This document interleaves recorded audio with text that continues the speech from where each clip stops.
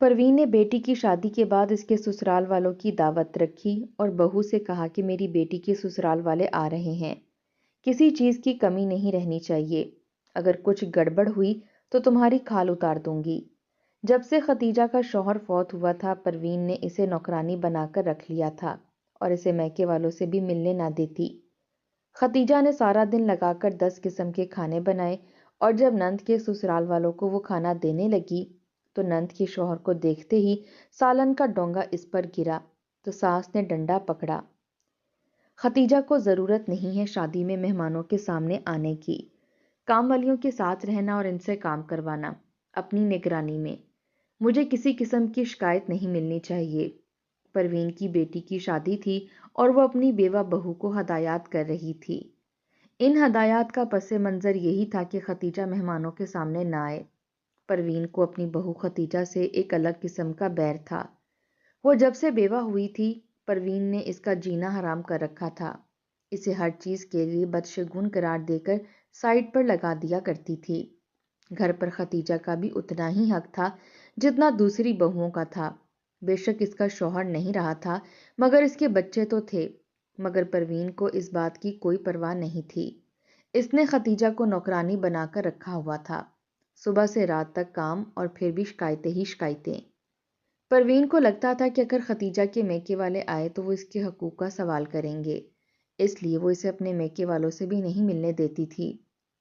ختیجہ نے ہزاروں بار کہا تھا کہ اماں یہی میرا گھر ہے، یہی میرا کل جہان ہے، میرے شوہر کی آخری نشانی یہی گھر اور یہی بچے ہیں، میں یہاں سے کہیں نہیں جاؤں گی، مجھے میرے میکے والوں سے ملنے دیا کرے، میرا شوہر اس دنیا سے جا چکا ہے، اب میرے ماں باپ ہی میرے آخری سہارا ہیں، اگر آپ ان سے بھی ملنے نہیں دیں گی تو میری زندگی اور بھی مشکل ہو جائے گی۔ لیکن پروین نے ہمیشہ گھور کر کہا تھا کہ اگر وہ سہارا کافی لگتا ہے تو ہمیشہ کے لیے وہیں چلی جاؤ، اور اگر میرے گھر میں رہنا ہے تو اپنے میکے والوں سے ملنے کی کوئی ضرورت نہیں ہے، اب میرا بیٹا تو ہے نہیں جو ان کی خاطر مدارتیں کرتا پھرے، ظاہری سی بات ہے جب وہ آئیں گے تو مجھے ان پر خرچ کرنا ہوگا۔ ختیجہ نے ہر طرح کا آپشن ان کے سامنے رکھ دیا تھا، یہاں تک کہہ دیا تھا کہ وہ میکے والوں کو پانی کا گھونٹ تک نہیں پلائے گی یا وہ خود جا کر مل آئے گی، مگر ساس کسی طور راضی نہیں ہوئی تھی۔ وہ ہر بات میں کوئی نہ کوئی نئی بات نکال لیتی تھی اور ختیجہ سر جھکا کر خاموش ہو جایا کرتی تھی۔ خدا کی طرف سے اور قسمت کی ستم ظریفی سے اس پر یہ وقت آیا تھا تو اسے چپ چاپ کاٹنا ہی تھا۔ ساس اسے میکے والوں سے نہیں ملنے دیتی تھی، کھانے میں بچا کچا ڈال کر دیتی تھی، پھر بھی وہ صبر کر لیا کرتی تھی، کسی طرح بچوں کے ساتھ زندگی کے دن گزار رہی تھی۔ مگر سب سے زیادہ تکلیف دہ بات یہ تھی کہ ساس نے ہر بات میں اسے بدشگون کہنا شروع کر دیا تھا۔ کبھی کبھار بلا جھجک اس کے منہ پر کہہ دیتی کہ تم تو اپنے سہاگ تک کو کھا گئی ہو، تمہاری منحوسیت نے میرے بیٹے کو نگل لیا ہے، میرے بیٹیوں سے دور رہا کرو، کہیں ان کی خوشیوں پر تمہاری نحوست کا سایہ نہ پڑ جائے۔ یہ بات سن کر ختیجہ کی آنکھوں میں آنسو آ جاتے تھے، مگر وہ برداشت کا دامن ہاتھ سے نہیں چھوڑتی تھی، چپ چاپ وہاں سے ہٹ جایا کرتی تھی جہاں سے اسے ہٹنے کو کہا جاتا تھا۔ اس کے دل میں درد ہوتا تھا مگر زبان خاموش رہتی تھی، بچوں کو سینے سے لگا کر خود کو سمجھا لیتی تھی کہ یہی اس کا نصیب ہے۔ ان دنوں پروین کی بیٹی کی شادی کی تیاریاں زور و شور سے ہو رہی تھیں، باقی سب بیٹیاں بیاہ کر اپنے گھروں میں تھیں، دور دور سسرال تھے، سال میں ایک آدھ بار ہی آتی تھیں، یہ آخری چھوٹی بیٹی تھی جس کی شادی ہو رہی تھی۔ گھر میں ہر طرف ہنگامہ تھا، برتنوں کی آوازیں، سالن کی خوشبو، عورتوں کا شور، مگر ان سب میں ختیجہ کی حالت نوکرانیوں سے بھی بدتر تھی۔ صبح اندھیرے اٹھ کر آٹا گوندنا، دیچکیاں چڑھانا، مسالے پیسنا، مہمانوں کے لیے کھانے بنانا، پھر صفائی کرنا، بچوں کو سنبھالنا، مگر اس سب کے باوجود بھی پروین اسے لڑکے والوں کے سامنے نہیں آنے دیتی تھی اور لڑکے والوں سے کہا کرتی تھی کہ سارے کھانے اس کی بیٹی نے بنائے ہیں۔ ختیجہ یہ سن کر اندر ہی اندر ٹوٹ جاتی تھی، اس کے ہاتھوں کی مہک بھی کسی اور کے نام ہو جاتی تھی۔ وہ چولہے کے پاس کھڑی پسینہ بہا رہی ہوتی اور سامنے ساس اپنی بیٹی کی تعریفوں میں ڈوبی رہتی، کوئی پوچھنے والا نہیں تھا کہ یہ سب کام کس کے ہاتھوں سے ہوا ہے۔ ایک دن زیادہ کام کی وجہ سے ختیجہ کی طبیعت بگڑ گئی، آنکھوں کے آگے اندھیرا آنے لگا، مگر پروین نے اسے بیٹھنے تک نہ دیا۔ کہنے لگی شادی کا گھر ہے، کوئی بیماریاں نہیں چلیں گی، کام ختم کرو پھر سانس لینا۔ ختیجہ نے ہونٹ کاٹ کر پھر سے کام شروع کر دیا، بچوں کو یاد کر کے خود کو سنبھالتی رہی۔ رات کو جب سب سو گئے تو وہ صحن کے ایک کونے میں بیٹھ گئی، آنکھوں سے خاموش آنسو بہنے لگے۔ اسے اپنا شوہر یاد آ گیا، اگر وہ زندہ ہوتا تو شاید اس کا حال ایسا نہ ہوتا، مگر اب اس کے پاس صرف بچے تھے اور صبر تھا۔ اس نے آسمان کی طرف دیکھا اور دل ہی دل میں دعا کی کہ یا اللہ مجھے مضبوط رکھنا، میرے بچوں کو یتیمی کا احساس نہ ہونے دینا۔ شادی کے دن قریب آ رہے تھے، مگر ختیجہ کے لیے ہر دن ایک نیا امتحان بن رہا تھا۔ وہ سب کے لیے آسانی تھی اور خود کے لیے مشکل، مگر پھر بھی وہ ٹوٹی نہیں تھی، کیونکہ ماں کا دل بچوں کے لیے ہر دکھ سہ لیتا ہے۔ وہ بھی اپنے بچوں کے لیے ہر دکھ سہنے پر مجبور تھی۔ حالات نے اسے اتنا کمزور کر دیا تھا کہ اب اس کے پاس اپنے لیے سوچنے کا وقت ہی نہیں رہ گیا تھا۔ وہ صرف بچوں کے پیٹ اور ان کے سکھ کا سوچتی تھی۔ بہرحال اللہ اللہ کر کے شادی کے دن آئے۔ ختیجہ نے بھی دل ہی دل میں سکھ کا سانس لیا تھا کہ اب شادی کے ہنگامے میں سب تھک جائیں گے اور گھر کے معمولات کچھ دن کے لیے واپس آ جائیں گے، اور اسے جیسے اب بہت زیادہ کام کرنا پڑتا ہے وہ نہیں کرنا پڑے گا۔ ختیجہ سارا دن سر جھکا کر گھر کے کام نپٹاتی رہتی تھی۔ گھر کے کاموں میں سب سے زیادہ حصہ اسی کا نکلتا تھا، مگر اس کے باوجود ساس نے اسے شادی میں اچھے طریقے سے شرکت نہیں کرنے دی تھی۔ اسے ایک کونے میں بٹھا کر کھانا کھلایا گیا تھا، کسی اچھوت کی طرح اس کے ساتھ برتاؤ رکھا گیا تھا، یہاں تک کہ ختیجہ اپنی نند کا شوہر بھی نہیں دیکھ پائی تھی۔ بہرحال اسے اس بات کا کوئی دکھ بھی نہیں تھا۔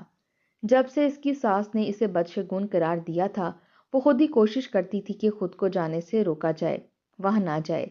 اگر وہ کبھی غلطی سے بھی اپنی ساس کو منع کی ہوئی جگہ پر چلی جاتی تو اسے بہت باتیں سننے کو ملتی تھیں۔ وہ اپنے ہاتھوں سے خود اپنی شامت نہیں بلوانا چاہتی تھی، اس لیے خاموشی سے پیچھے ہٹ جایا کرتی تھی۔ نند کی شادی کو کچھ دن گزرے تو ساس نے اپنی بیٹی کی بہت شوق سے دعوت رکھی۔ بیٹی نے بھی بڑے غرور سے پوچھ کر ماں کو بتا دیا کہ میں فلاں دن آؤں گی۔ تبھی سے ختیجہ کے ساتھ اس کی ساس کو ضد لگ گئی، کہنے لگی کہ میری بیٹی آ رہی ہے، اس کی دعوت کرنی ہے، کسی قسم کی کوئی کمی نہیں رہنی چاہیے، سارے انتظامات دیکھنا تمہاری ذمہ داری ہے۔ ختیجہ نے چپ چاپ سر جھکا دیا تھا۔ وہ پہلے سے جانتی تھی کہ گھر میں کوئی بھی کام ہو تو اسی کو آواز دی جائے گی، اسی سے کروایا جائے گا اور اس کا صلہ بھی نہیں دیا جائے گا۔ الٹا اگر ذرا سی غلطی ہو جائے گی تو اسی کو ذمہ دار ٹھہرایا جائے گا اور سو سو باتیں سنائی جائیں گی۔ مگر اس کے پاس سر جھکانے کے علاوہ کوئی چارہ نہیں تھا۔ اس نے ساس کے سامنے کام کرنے کی حامی بھر لی اور دن رات کی محنت میں مصروف ہو گئی۔ بہت محنت کر کے اس نے گھر کی صفائیاں شروع کی۔ ابھی شادی پر ساری صفائیاں کی گئی تھیں، مگر گندگی ایک بار پھر پھیل چکی تھی۔ بچوں نے میلے ہاتھ پردوں پر رکھے تھے، فرش پر دھبے لگے ہوئے تھے، کہیں سالن کے داغ تھے اور کہیں دودھ اور چائے گری ہوئی تھی۔ بیڈ شیٹ، صوفہ کور، کوشن کور سب گندے ہو چکے تھے۔ ختیجہ نے ایک دن سارے کپڑے کٹھے کیے، مشین لگائی اور ایک ایک کپڑا دھویا، پھر چھت پر جا کر سب پھیلا دیا۔ نیچے آ کر اس نے پورا گھر فرش رگڑ رگڑ کر صاف کیا۔ ہاتھ کانپ رہے تھے، مگر دل میں یہی خوف تھا کہ کوئی کمی نہیں رہنی چاہیے۔ اگر کوئی کمی رہ جاتی تو اس کی ساس اسے آڑے ہاتھوں لیتی اور خوب ذلیل کرتی۔ اگلے دن اس نے برتنوں کی سیٹنگ کی، الماریاں صاف کیں، کچن کے شیلف دھوئے، چولہا چمکایا، مثالوں کے ڈبے ترتیب سے رکھے، فرش پر پانی بہایا اور پوچھا لگایا۔ اس سے اگلے دن نند کی دعوت تھی۔ ختیجہ نے مطمئن نظروں سے اپنی تیاریوں کو دیکھا، اسے لگا جیسے اس کی محنت کامیاب ہو گئی ہے۔ گھر شیشے کی طرح چمک رہا تھا، دیواروں پر ہاتھوں کے نشان تک نہیں تھے، پردے صاف اور خوشبودار تھے، صوفے نئے جیسے لگ رہے تھے۔ دل میں تھوڑی سی خوشی جاگی کہ شاید اس بار اسے بھی کچھ اچھا سننے کو مل جائے۔ اگلے دن وہ صبح سویرے ہی کچن میں گھس گئی تھی۔ فجر کے بعد ہی اس نے آٹا گوندا، چائے رکھی، بچوں کے لیے ناشتہ بنایا، برتن دھوئے اور پھر نند کی دعوت کے پکوان تیار کرنے لگی۔ آج رات کی دعوت پر نند اور اس کا شوہر کھانا کھانے آنے والے تھے۔ ختیجہ نے چاول بھگوئے، دال صاف کی، سبزیاں کاٹی، گوشت دھو کر رکھ دیا۔ ہاتھ مسلسل چل رہے تھے، مگر دل کہیں اور الجھا ہوا تھا۔ وہ سوچ رہی تھی کہ اتنی محنت کے بعد بھی اگر اسے ذلیل کیا گیا تو وہ کیا کرے گی۔ پھر اس نے خود کو سمجھایا کہ وہ سب بچوں کے لیے کر رہی ہے۔ وہ تندور کے پاس کھڑی پسینے میں بھیگتی رہی، سالن میں مسالہ بھونتی رہی، کبھی چاول دیکھتی، کبھی روٹیاں بیلتی۔ دوپہر تک اس کی کمر سیدھی ہونے سے انکار کر چکی تھی، پیروں میں درد اتر آیا تھا، مگر اس نے رکنے کا نام نہیں لیا۔ اس نے میٹھا بھی بنایا، سلاد تیار کی، رائتا گھولا، پلیٹیں چمکائیں، دسترخوان دھو کر پھیلایا، ہر چیز ترتیب سے رکھی۔ بار بار دل میں دعا مانگتی رہی کہ آج کوئی کمی نہ نکلے۔ شام ہوتے ہی اس نے خود کو سنبھالا، بچوں کو نہلایا، کپڑے بدلوائے، کچن دوبارہ صاف کیا، چولہے کے گرد گری چکنائی صاف کی، فرش پر دوبارہ پوچھا لگایا۔ اس کے ہاتھوں میں جلن ہو رہی تھی مگر وہ برداشت کرتی رہی۔ ساس بار بار کچن میں آ کر دیکھتی اور نئے حکم دیتی رہتی، کبھی کہتی یہ ٹھیک نہیں، کبھی کہتی وہ ادھر رکھو۔ ختیجہ ہر بات پر سر ہلا دیتی، دل میں بس ایک ہی خواہش تھی کہ یہ دن خیر سے گزر جائے۔ کچھ دیر بعد دروازے پر گاڑی رکنے کی آواز آئی۔ ختیجہ نے ایک لمحے کے لیے سانس لیا اور پھر کچن میں واپس لگ گئی۔ اس نے آخری بار دیچکیاں دیکھیں، چاول دم پر رکھے، سالن ہلایا، روٹیاں گرم کیں۔ دل میں عجیب سا خوف اور امید دونوں کٹھے تھے۔ خوف اس بات کا کہ کہیں پھر سے اسے حقیر نہ سمجھا جائے، اور امید اس بات کی کہ شاید آج اس کی محنت کو کوئی پہچان مل جائے۔ مگر ختیجہ جانتی تھی کہ اس گھر میں اس کی پہچان صرف ایک نوکرانی کی ہے۔ پھر بھی وہ خاموشی سے اپنے رب پر چھوڑ کر کام میں جٹی رہی اور بچوں کے بہتر مستقبل کی خاطر اپنے آنسو دل کے اندر ہی دفن کرتی رہی۔ گاڑی کے رکنے کی آواز کے ساتھ ہی گھر میں ہلچل مچ گئی۔ پروین نے دوپٹہ سنبھالا اور دروازے کی طرف لپکی۔ نند خوشی سے اندر داخل ہوئی، اس کے ساتھ اس کا شوہر اور چند سسرالی رشتے دار بھی تھے۔ پروین نے آگے بڑھ کر سب کا استقبال کیا اور بڑے فخر سے کہنے لگی کہ آؤ آؤ، سب تیار ہے۔ گھر میں قدم رکھتے ہی مہمانوں کی نظریں چمکتے فرش اور سجے ہوئے کمروں پر پڑیں۔ پروین کے چہرے پر خود پسندی پھیلی ہوئی تھی، جیسے سب کچھ اسی کے ہاتھوں سے ہوا ہو۔ ادھر ختیجہ کچن میں کھڑی کانپتے ہاتھوں سے سالن کی دیچکیاں ترتیب دے رہی تھی۔ دل زور زور سے دھڑک رہا تھا۔ اس نے دوپٹہ درست کیا اور ٹرے اٹھائی۔ وہ جانتی تھی کہ اسے سامنے نہیں جانا، مگر کھانا دینا بھی اسی کا کام تھا۔ اس نے پردے کے پیچھے سے جھانک کر دیکھا، نند کا شوہر سامنے بیٹھا تھا۔ جیسے ہی اس کی نظر ختیجہ پر پڑی تو وہ ایک لمحے کو ٹھٹک گئی، دل میں عجیب سی ہلچل ہوئی۔ اس نے نظریں جھکا کر آگے قدم بڑھایا۔ جو ہی وہ سالن کا ڈونگا میز پر رکھنے لگی، اس کے ہاتھ ہلکے سے کانپ گئے، پسینے سے پھسلن ہو گئی۔ ڈونگا اس کے ہاتھ سے نکل کر نند کے شوہر کے کپڑوں پر گر گیا۔ گرم سالن چھینٹے بن کر پھیل گیا۔ کمرے میں ایک دم خاموشی چھا گئی۔ پروین کا چہرہ آگ کی طرح سرخ ہو گیا۔ اس نے ایک لمحہ بھی نہیں سوچا، فوراً پاس رکھا ڈنڈا اٹھایا اور غصے سے چیخ اٹھی، بدتمیز عورت، اندھی ہو گئی ہے کیا؟ عزت رکھنی نہیں آتی؟ ختیجہ ساکت رہ گئی، اس کے ہاتھوں سے ٹرے نیچے گر گئی، آنکھوں میں آنسو بھر آئے۔ وہ فوراً جھک گئی اور کپڑے صاف کرنے لگی، بار بار کہنے لگی کہ اماں غلطی ہو گئی، جان بوجھ کر نہیں کیا تھا، معاف کر دیں۔ مگر پروین کا غصہ کم ہونے کی بجائے اور بڑھ گیا۔ اس نے ڈنڈا ہوا میں لہرا کر کہا کہ تجھے منع کیا تھا سامنے آنے سے، پھر بھی ڈٹھائی کر کے آ گئی، آج میری بیٹی کی عزت خاک میں ملا دی۔ مہمان حیران تھے، نند کا شوہر بھی گھبرا گیا اور کہنے لگا کہ کوئی بات نہیں، کپڑے بدل لوں گا، آپ اسے کچھ نہ کہیں۔ مگر پروین نے کسی کی نہیں سنی۔ اس نے ڈنڈا زمین پر پٹک کر کہا کہ تم منحوس ہو، جہاں جاتی ہو مصیبت ڈال دیتی ہو، میرے بیٹے کو کھا گئی، آج میری بیٹی کی خوشی بھی خراب کر دی۔ یہ الفاظ ختیجہ کے دل میں تیر بن کر لگے، اس کا جسم کانپنے لگا، آنسو رخساروں پر بہنے لگے، مگر زبان خاموش رہی۔ وہ جھکی رہی اور گرے ہوئے سالن کو صاف کرنے لگی۔ نند ایک طرف خاموش کھڑی سب دیکھ رہی تھی۔ اس کی نظریں کبھی ماں پر جاتی، کبھی ختیجہ پر۔ اس کے دل میں بھی عجیب سی خلش پیدا ہوئی، مگر وہ بول نہ سکی۔ پروین نے ختیجہ کا بازو پکڑ کر زور سے جھٹکا دیا اور کہا کہ اٹھ، یہاں کھڑی ہو، ڈرامے مت کر، جا کچن میں اور کام کر، مہمانوں کے سامنے اپنی شکل مت دکھانا۔ ختیجہ دیوار کے سہارے کھڑی ہوئی، اس کے پاؤں لڑکھڑا رہے تھے۔ اس نے نظریں جھکائیں اور بغیر کچھ کہے کچن کی طرف چل پڑی۔ اس کے پیچھے پیچھے مہمانوں کی سرگوشیاں چل رہی تھیں، کوئی کہہ رہا تھا کہ بیچاری ہے، کوئی کہہ رہا تھا کہ حد ہو گئی۔ کچن میں آ کر ختیجہ نے دروازہ آہستہ سے بند کیا۔ اس کا ضبط ٹوٹ گیا۔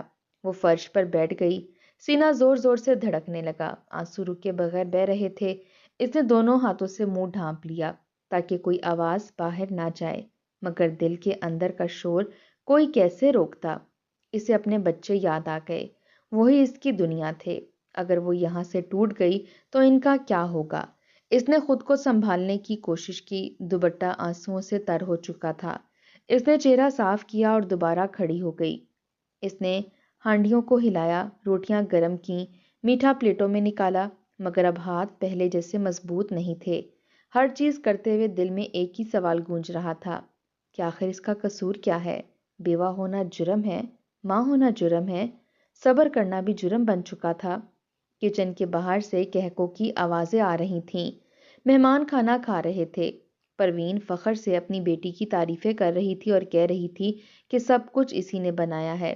ختیجہ کے ہاتھ رک گئے، آنکھیں پھر بھر آئیں۔ اس کی محنت ایک بار پھر کسی اور کے نام ہو رہی تھی۔